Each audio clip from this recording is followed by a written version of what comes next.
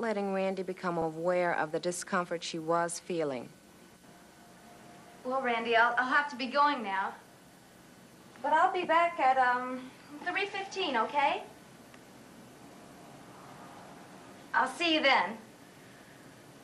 And that control of her anxieties paid off. Well, you've been here 3 months now. How are things going? Well, I still feel pretty anxious now and then. Well, you know, if a patient senses a nurse's anxieties, things start to fall apart in a hurry. I know I have to be aware of myself and my behavior before I can understand my patients. Exactly. Well, looking back over the past 3 months, what do you think about Randy's progress? Well, I don't know. He has made progress, I think. Well, quite a bit. Dr. Sholin agrees. Well, I really don't feel like that I did that much other than be there and be consistent and care about him. I wonder if a more experienced nurse might have done more, though. But I feel that I did what I could do. Sounds like I hear you saying that everything that happens makes it all seem worthwhile. Yes. As we talked, I began to experience feelings I hadn't recalled in far too long a time. Kathy had taken something to Randy every time she visited him, something very precious. She had taken the most complex and sensitive instrument a nurse can possibly use. She had taken herself. Through the most priceless, yet fundamental of all her nursing skills, she had extended to her client her caring, understanding, confidence, her acceptance and trust, her willingness to help, to listen, to join him in searching for his recovery. That is therapy. A nurse can provide that by developing her relationship with any client in any situation. It becomes a critical part of therapy in working with disturbed clients like Randy. Well, then he started leaving his magazines open to a place where he underlined something he wanted me to read, and I'd read it and talk about it. And then we'd just sit a while or maybe go to his window and look out.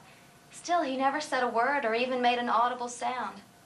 He seemed open, though, and he smiled a lot. But one day, he underlined something I wasn't quite ready for. He'd picked out words from a full page to ask a surprisingly direct question.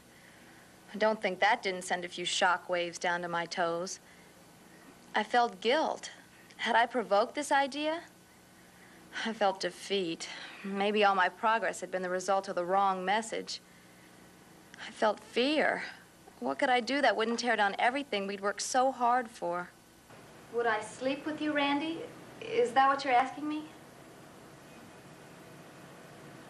Randy, I care about you and what happens to you.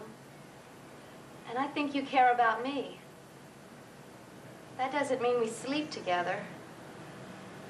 That's a different kind of relationship. I didn't really know what to expect. I just hoped I was pulling some kind of structure around our relationship that he would accept, or that we could work with. Well, for the next 2 or 3 days, there was some pulling back in his shell, but nothing catastrophic. Well, did your attitude change in any way or your behavior? I don't think so. Other than trying to stay alert for any messages he might interpret as sexual, I tried very hard to do the things I'd been doing all along. He would have picked up on it if you hadn't, and probably gotten down on himself for causing trouble. That's what I was afraid of. I didn't want him feeling guilty the first time he made an effort to reach out, even if I couldn't accept what he was reaching for. Right. You rejected the messages, but you didn't reject him. Scolding him or even letting him sense your own anxiety would have been a mistake. The 2 most important aspects of your relationship are, first, Randy's feeling that you accept him as a person, the person he is now. Second, he also has to sense your confidence in his capacity to grow and change. I've never really said those things to him. People have been saying words to him all his life, and it led him into a locked garage and a locked car with its engine running. Obviously, he felt there was no place in that world for him, no place where he was comfortable, at least. So now, as with so many disturbed patients, he's replaced that world with one of his own creation, one where he has total control over standards of good and bad, success and failure, and right and wrong. It's also a world with its own language, its own signals for communication. So don't be too concerned about having to spell out what's happening with words. Your behavior is telling him a whole lot more than anything you could possibly articulate. Well, for a while, I thought my behavior was telling him something I wasn't aware of. It was just about 2 weeks later that we went through that other little episode down in the rec room. We'd been spending quite a bit of time out around the unit by then. Randy enjoyed the music and was slowly starting to take interest in what the others were doing, playing cards or pool or ping pong. I left him alone several times to watch from a distance, and although he'd look now and then to see if I was still around, he didn't seem to mind my being away from him. Hi, Ann. How are you today? Say, sweetheart, you's the nurse from Jersey, ain't you? Danny, you know as well as I do, nobody from New Jersey talks like that. I only know one living soul from there, and she hardly talks at all. Well, with you around, who needs to talk? What are you doing over here, anyway? I got a meeting with Wilson and the Nurses Standard Committee. Oh, I didn't know you were on that. Oh, sure. Who better to look after the standards and discipline of our profession? True. I was thinking you might like to enjoy something rare tomorrow night. Now, why do I get the feeling you're not inviting me for a fancy steak dinner? I was thinking more of some tacos in my company at your place for a little TV, some enlightening conversation, maybe a little music. Well, if you're talking about... Oh, Randy, I didn't see you come up. Is there something that you want? Randy. It's all right, Randy. Let's sit down. Let's sit down, please. All right, we'll sit right here together. That went on for about 5 minutes. Then I got him back to his room, and after a while, calmed down enough so that I felt it was okay to leave. How did he react when you left? Not at all. He seemed to be almost back to where I'd first found him. And the next time you saw him? Well, later that day, things were pretty tense when I first went in. But soon he began to loosen up. By the following Monday, everything seemed smoothed out. At first, I thought it was the sex thing again. I got pretty upset about that. Well, I'm still not sure it wasn't that to some extent. But Dr. Sholin seemed to think it was more a jealousy thing to him, you know, like a personal jealousy rather than something sexual. And that even though it was an expression of negative feelings, it was a healthy response to the situation. Well, there's no surprise that he was jealous of your attention after all the attention you've given him. I can understand why he got angry. Well, looking back on it now, I guess it does seem pretty natural. Well, normal, if I can use that word. The fact that the anger was directed to somebody outside of himself is a very positive sign. That's never been a part of his behavior. At least not while he's been here, it hasn't anyway. Well, at least I don't think it had any adverse effect on his progress. As a matter of fact, I think his most noticeable improvement's been in the last 3 weeks. He doesn't talk yet, but he listens. For 3 or 4 weeks now, he's turned off the music when I come in.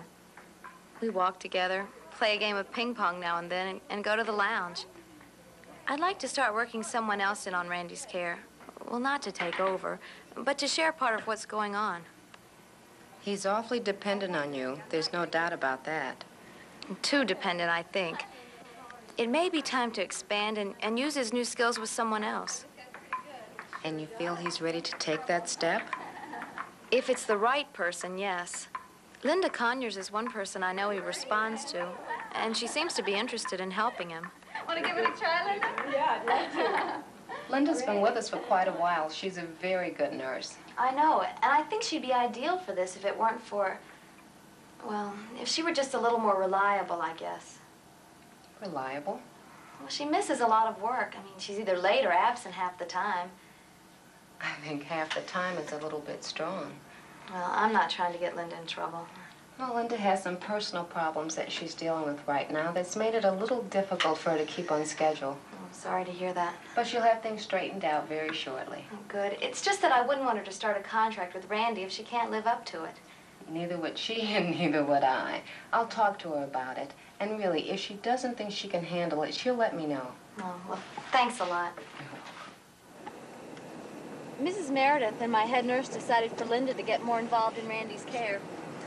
So, according to our schedule, she'll be joining us this morning. I thought you wanted others involved. Do I hear you saying now you're not sure? Well, it's Linda, I guess. Well, she just doesn't seem very consistent. And that could mean disaster in this situation. And what do you mean you hear me saying? Think you sell yourself short sometimes. Who told? You know as well as I do, you take very good care of your patients. But none of my patients dance to music nobody's playing. Maybe. But what you do is just as helpful. Maybe it's just not as obvious. Oh, I listen to a few sad songs on occasion. And you care. For all the good it does. Well, I've never heard you say a patient did this or that. It's always Mr. or Mrs. So-and-so, or Jean, or John, or whoever. And you think of them as human beings, not just numbers on a chart. Oh, well, they're not a human. And you think of them in terms of what you can do that's best for them, and what they can do for themselves. And I get the feeling your communication skills are pretty good, too. Do I hear the sweet strains of Florence Nightingale coming from somewhere? Of course, I really thought that was funny. And so did everybody else. Everybody thinks Ralph can tell a joke better than most comedians. He's got a wonderful sense of humor. We laughed at the party. You should have heard what he said in the ambulance on the way over here. Even with all the pain, I had to laugh. He said, I knew you were head over heels